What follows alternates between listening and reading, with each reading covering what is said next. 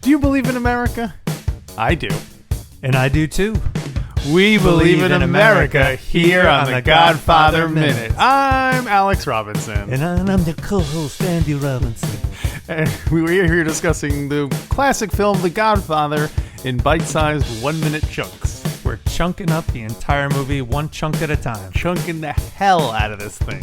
We are up chunking it all over the place. All right, we probably ran that one as much as we want to do. Is there any scene where anyone is vomiting in the movie? Because we should come back to the whole that's a good question. Thing. Seems like there should be. Yeah, with all the violence and blood and gore. Yeah, and also people getting drunk and like maybe Fredo, but I can't think of any time. We'll keep an eye out for that. Well, if no one up chunks, maybe we should, and then revisit these jokes.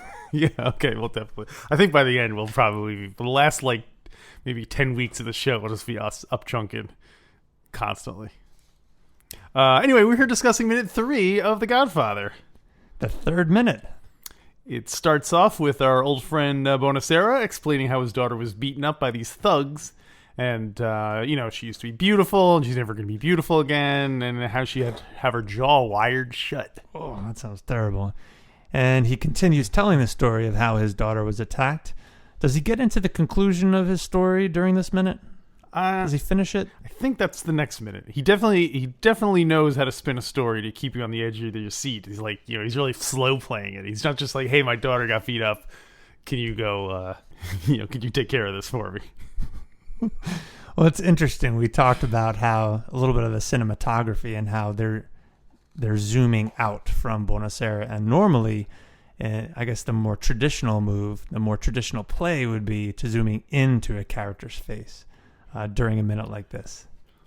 Oh, that's actually one of the things I like about it is that it's a really slow pan out from this character. You don't know like who he is. You don't know who he's talking to. You don't know where he is. And I mean, if they zoom out far enough, I think you're going to see that he's in a hot tub, right? Ideally, it was the 70s. Yeah. I think that's another one of the conflicts between the film producer and Francis Ford Coppola. As what would the setting be? Would it be a hot tub? Would he be on an exercise bike? What type of hot tub? Is it like the kind where it's already like preloaded and you just jump in, or is it one of those terrible ones you have to sit there for half an hour and let it fill up? What is this? This is 70s, slower paced film. Yeah, it's true. People back then were more patient. What would be the most ridiculous setting that he would be in when the camera zoomed out? I'd be like a roller coaster.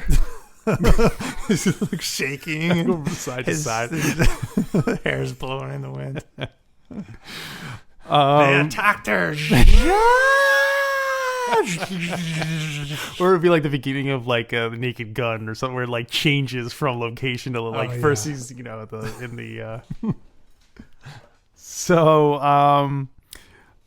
he describes how the assailants beat her like an animal. Mm-hmm.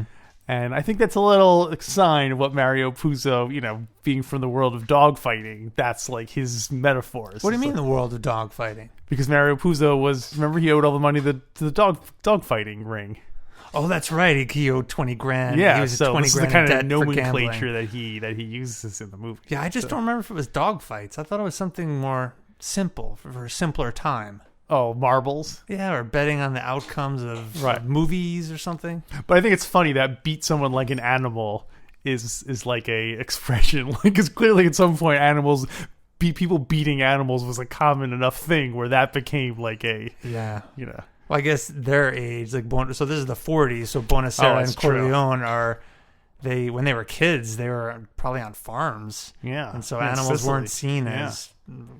It was a less humane time. Yeah, and plus this guy's a corpse valet, so to him, life is cheap. Life is cheap. I mean? Yep.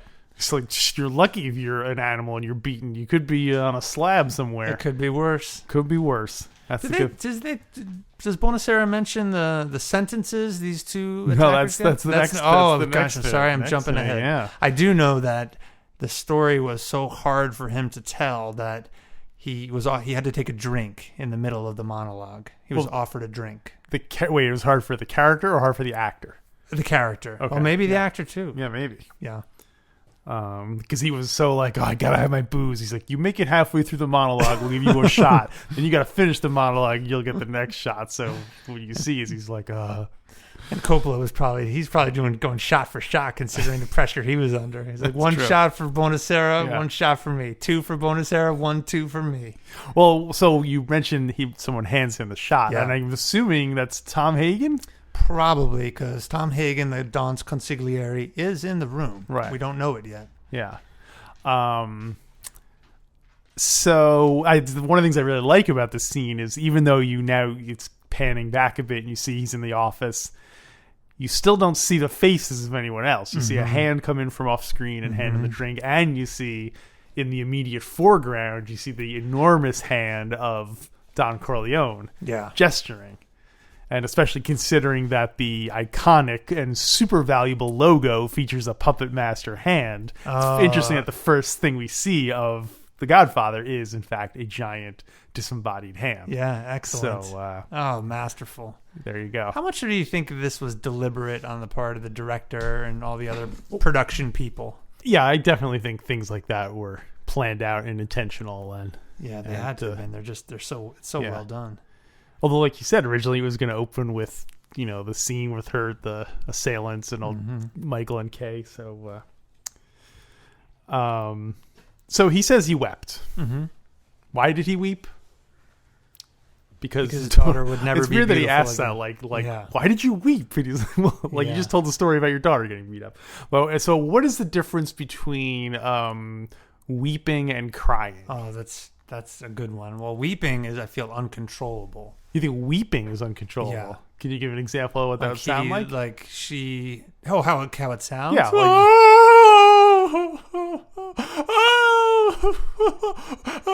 So there's like wailing. See, you said something, but I kept going. Okay. It was uncontrollable. So crying. Wailing. So what would crying be?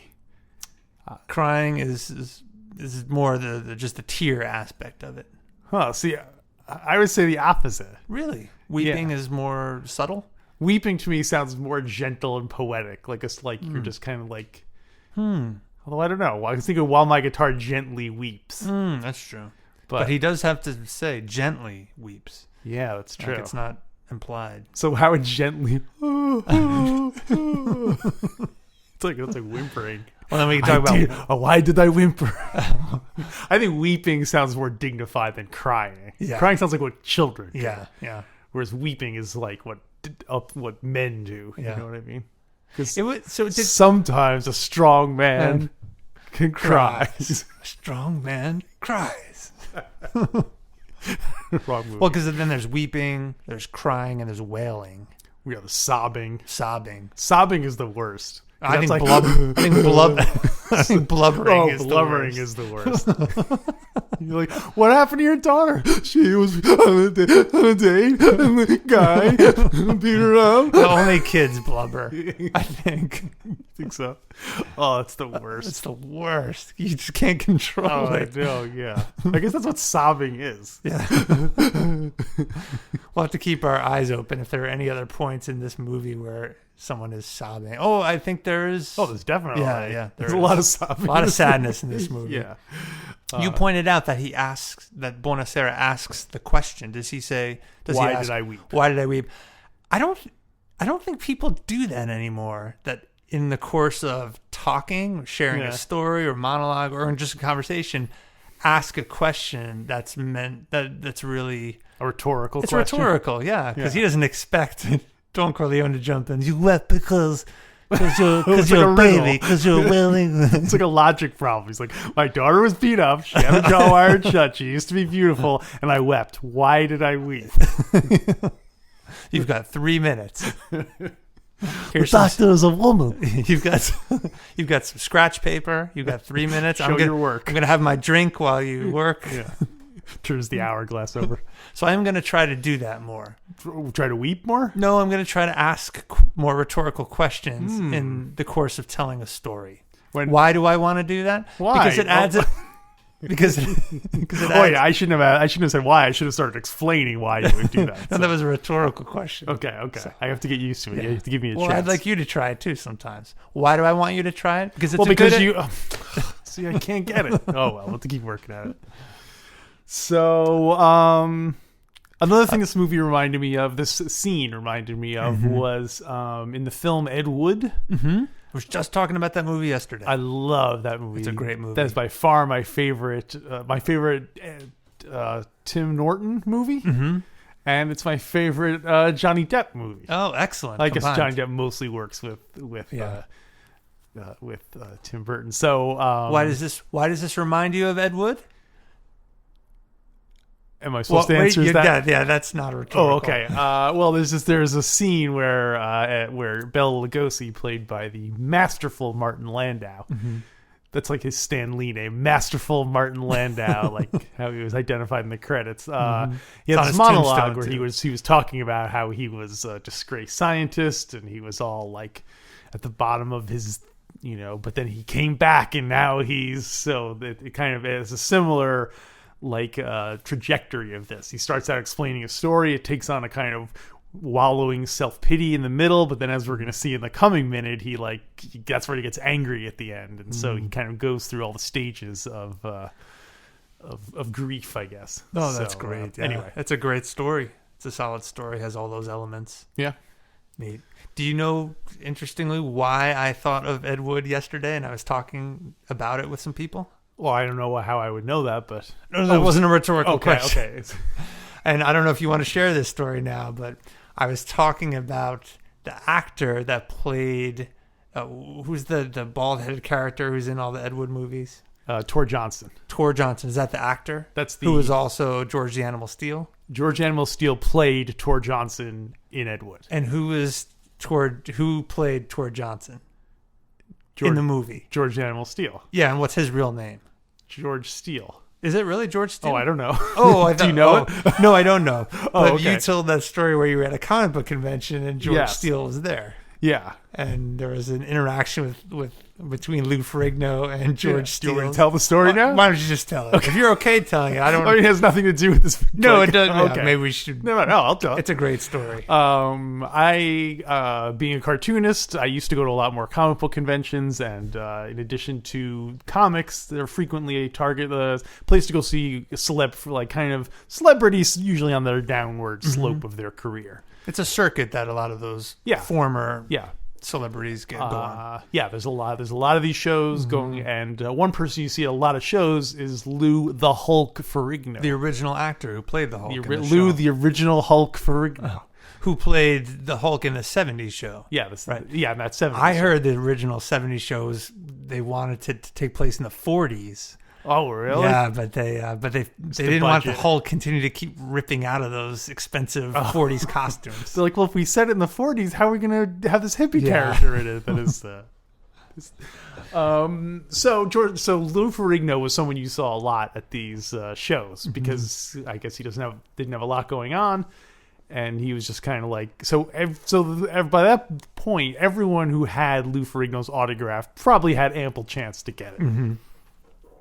George Animal Steel, however, was a wrestler who was popular in the 80s, and he was kind of a freaky guy. Like, his gimmick was that, he had a bald head and a green back and a green tongue, and, yeah. So I remember seeing him wrestle, and it was always awesome. Yeah, he would eat the turnbuckle. So crazy, yeah. So George Animal Steel is doing an appearance at this show, but he was only going to be there for like 2 hours. Mm-hmm. Lou Ferrigno was there the whole 4 days or whatever. So Lou Ferrigno has his booth set up with big Lou Ferrigno logo behind him, and next to him is the George Animal Steel. Always right next door. Like, that's where his booth is going to be. There's a big George Animal Steel logo, and he's not there yet because So he shows up, and everyone's like, George Animal Steel. He has a big line, and very popular. Yeah, he was very popular. He was busy the whole time he was there. Next to him, Lou Ferrigno was just kind of looking over somewhat enviously.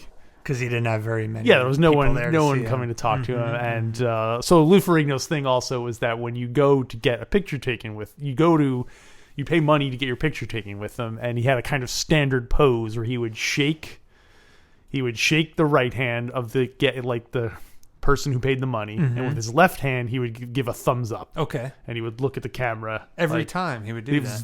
Seemed to be his only pose Oh, that he interesting. had. It's almost like, I give the Lou Ferrigno seal of approval to this guy. Thumbs up, says Lou Ferrigno. Maybe that's a way for him to sort out if there are imposters out there. If they're not doing that pose, he knows that. He's like, don't accept any imitators. Get the Lou Ferrigno author. If there's not a thumbs up handshake, it's not a Lou Ferrigno original. Yeah, and you don't want to be a Lou Ferrigno imposter because that makes him very angry. You would not like it when he's angry.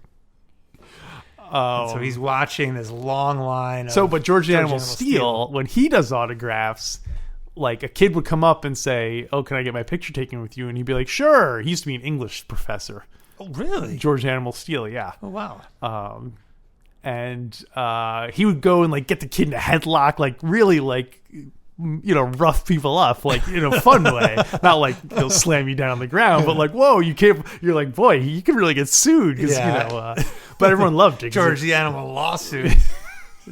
Pile driving kids. There's a whole pile of kids next to the booth, like wailing, blubbering. So there was a big line for George Animal Steel. Eventually, like they said, okay, you're the last person on line. The last person. I went and I didn't have a picture taken with him, but I did have him sign a photograph for a friend. If you would have gotten a picture, what pose would you have wanted to get with him? I think he kind of. Oh, he kind of dictated whatever the pose. Like, he would like, put you in whatever position. Like, I'm gonna give you a clothesline. I'm gonna come running at you. You stand here. Well, I guess I would have to say, like, is he allowed to do the camel clutch? I think that's a trademark. Is it Iron Sheik has the trademark of that? So I say I want him to fly off the turnbuckle and land on top. Okay. Yeah. The picture would be taken right when he's like right at the point of impact. And you had a booth. Where was your booth? I was like maybe across the aisle, maybe like 100 feet away. You had a perfect view of all. Yeah. This. Oh yeah. We could totally watching this whole thing. And we had no customers, so we had nothing better to do than just watch. And George so you were looking enviously at Lou Ferrigno's small line. Yeah. So who was looking enviously at your line? I don't know. Some guy, I guess, who had to be giving money out to people. You couldn't have any less customers than us. Or was George Animal Steel? Oh, he's like, because he was like, I'm so busy, I'm all tired. Oh, yeah, that's or he was probably overwhelmed by all the lawsuits, so he's longingly looking at your simple booth. Life of a cartoonist. So then George the Animal Steel finishes, and he leaves with his entourage, and then it's just like just scraps of paper and like a tornado had pulled through it. And then so after a couple of minutes, Lou Ferrigno stands up and like walks the 3 feet over to where George the Animal Steel was, and like rips his banner down. Oh, ironically, he takes his banner down. So like you could tell that whole time he'd been simmering like, and then he went over, pulled it down, like stuffed it in the garbage can.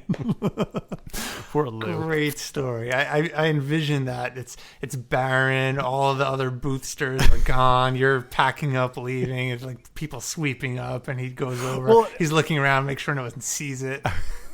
I think it wasn't at the end of the show. Oh, people are still there? Yeah, like Lou Ferrigno, George Animal Steel was there from like 2 to 4 o'clock, and the show still went on to like 7 o'clock. Mm-hmm. I think maybe he took it down because he was maybe sick of people coming over and saying, when is George Animal Steel going to be here? That would be annoying. That would be even worse. Worse than having no line is people coming here. You see someone coming over, and you're like, oh, good, a customer at least. My dignity is saved. Well, and there were probably a handful of people that went up to his booth and said, oh, hey, George Animal Steel, can you do this pose? Yeah, you look great. So he was bugged that not only did they think he was George Animal Steel, but they expected him to do a different pose than his signature. Oh, yeah. They're like, wait a minute, this is a Lou Ferrigno pose you're doing. Yeah. Because George Animal Steel would never do that pose. Well, he doesn't want to get sued. He already had enough lawsuits without a copyright. Paramount Pictures said it was Lou Ferrigno's most valuable asset was his thumbs up gesture. He tried to sue Roger Ebert for stealing his thumbs up line. So yeah, because if you look closely, Roger Ebert lost that lawsuit. Yeah. If you look closely, his thumb, he kind of moved the first joint just slightly. Yeah. He had to alter the thumbs up a little bit so that it was different enough that people didn't mistake him for Lou Ferrigno giving a thumbs up to him. Right. Well, it's funny actually because Lou Ferrigno himself was the victim of a lawsuit. Really? Because the Fonz... Is it George Animal Steel? No, the Fonz sued him because the Fonz is the one who invented the thumbs up gesture. But the Fonz had the double thumbs up. Well, I know that's what he said because the lawsuit was basically Lou Ferrigno. You can only do a left-handed thumbs up. Oh gosh! Like you can't do two thumbs up. That's Fonz. Okay. And so there. Oh, that's fair. Yeah. You'd think that a thumbs up would be in public domain by now. It's funny. We'll look at a puppet master doing strings. You think that would be in public domain? Is there anything that is not trademarked? Lawyers, man. Those lawyers running it all. Thanks a lot, Tom Hagen. So when Lou Ferrigno, so when the Fonz sued Lou Ferrigno, he wanted $1 million, but because Lou Ferrigno only had one thumbs up, the judge only gave him $500,000. Right? Yeah. So it was like a compromise. Yeah, that's exactly right. And from now on, he could only do that. Yeah. He purchased the right to do that pose for $500,000. Yeah. Well, thanks for telling that story. I think that good. is a fantastic story. It has very little to do with the movie, but who knows?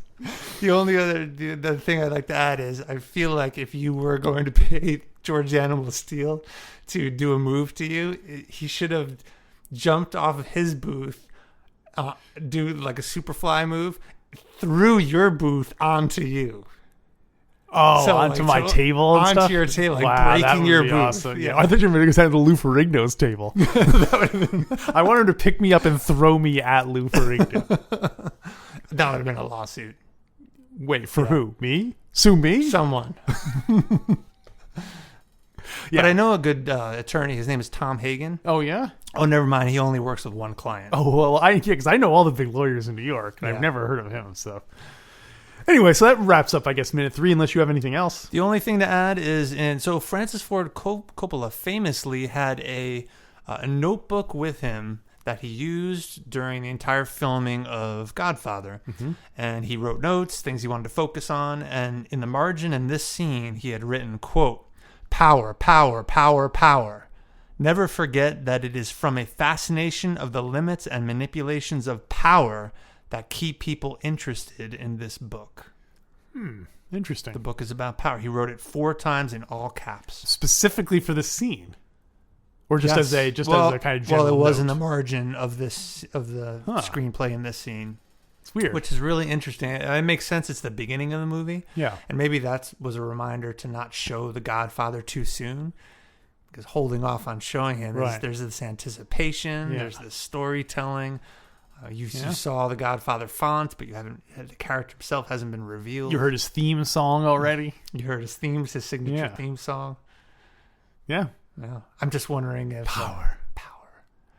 If by the time it zooms out, will it really be the Godfather, or will it be another character? How long will they put off? That's the hippie character. He turns around, looks at the camera, he's like, "Peace, man. Peace, man. Sorry, your daughter got beat up, man. But you should love him. Forgive him and love him." Real heavy trip. All right, minute 3. That's all I got. What did you think about the minute? I really like the minute. The previous minute and this minute, I think, are 5s. I think this storytelling. It's really like part of a trilogy of minutes. It is, yeah. The next minute will be the 3rd. See, that's why I give this one slightly less, because it's kind of act 2 of the story. Okay, I get it. Although it is the violent part. Yeah, that's true. So, although there is the pause for him to take the drink, which is a pause in the drama in some ways. Yeah, gives the audience time to think. I'm going to give this one 4. I agree with you. I'll give it a 4. Or did I give the last? No, the first one I gave 5. Yeah. Minute 2 I gave 5. So this one I'm going to give 4. I'll give it a 4. Now, how would you rate our assessment of minute 3? I think my George the Animal Steel story went well. It was a total hit. So I'm going to go ahead and we had some good information. It was a combination of personal stories about George Animal Steel, riffing on Lou Ferrigno, and some Godfather information. So I'm going to I think that was a solid 4. I agree with you. Factoids combined with a little bit of digression. Everything. Yep. So I was going to give it 2 thumbs up, but I don't want to be sued by the Fonz or Lou Ferrigno or George the Animal Steel or Paul McCartney too. Paul McCartney sued? Paul McCartney leases the use of the thumbs up gesture. Does he really? From Fonz. How much does it cost? I think $64. Per use? Per thumb up. Per thumb up. Yeah. So if So per the thumb. Fonz already has the trademark on, hey. Yeah. What is Paul McCartney's vocal, his audio accompaniment to the thumbs up? He does the thumbs up and he raises his eyebrows and goes, "Woo!" and shakes his head excellent. slightly from side to side. You know, What- classic Paul McCartney. Yeah, he move. built on the Yeah. shoulders of giants. He built Shoulders on, although of actually he probably giants. did that before Godfather was made, right? Yeah, but it's because of like it's how Michael Jackson owns the rights to their song. Yeah. It's like that. Somehow Oh, they got gosh. cheated out of it. It comes back to the lawyers, doesn't it? And so Lou Ferrigno has rights to his thumbs up. To the left-handed thumbs. Left hand only. Got Yeah. it. Okay. Yeah. And George the Animal Steel has rights to a green tongue. Yeah, unfortunately, he has passed away. So he was handled by a corpse valet who painted his tongue green as a final gesture. Goodbye, wrestling funny man. They threw his coffin into a turnbuckle and slammed If it into I were a in- hole in the ground. If I were a wrestler, I would put in my will that they would have to wheel me out for one final match. Yeah. Like I'd just be a corpse, but they would incorporate me into some WWF. Wow, that's match. have Some you ever heard weird that thing. story about there was an actor who willed his skull to a theater company so that when they did No. Hamlet, Oh my gosh. he was like, "Oh, every time they do Hamlet, it'll be my skull in the That in the is show." awesome. Did it work? Did it happen? I think it's a true story. Oh, that's fantastic. So There was a story where I just read this in the past year where some orchestra performance, maybe at Lincoln Center in New York, had to be halted and the whole theater evacuated because on one of the chairs near the pit, they found, maybe during the intermission, some white powder. yeah. And so Is this a true story? This is a true story. Okay. Absolutely true story. Yeah. And so they evacuated the whole show, and I think they just didn't bring people back in because they didn't know what it was. They did a test on it. It was human remains. Long story short, they did some old Dick Tracy work, and they found out that they belonged to a woman, I think, who had died, and one of her friends, after cremating her, Oh, so she said, "I want my ashes left in Lincoln distributed, Center." not just Lincoln Center, in a bunch of theaters. And so Ah. he went traveling around and doing it. And he said he meant no harm, and he didn't even think that it would Yeah. be some type of anthrax scare. But Wow. dude, come on, you go into Midtown Manhattan, dropping white powder on a chair. Yeah, it's and then in pulling a a public, little in a disappearing public. act? Yeah, that's I'm talking, there's a lawsuit. you're asking for trouble. Yeah. So anyway, I think this was another strong minute. I'm looking forward to the next one, to the part 3 of the trilogy of Bonasera's speech. And so until then, leave the Leave the gun, gun and take take the the cannoli. cannoli.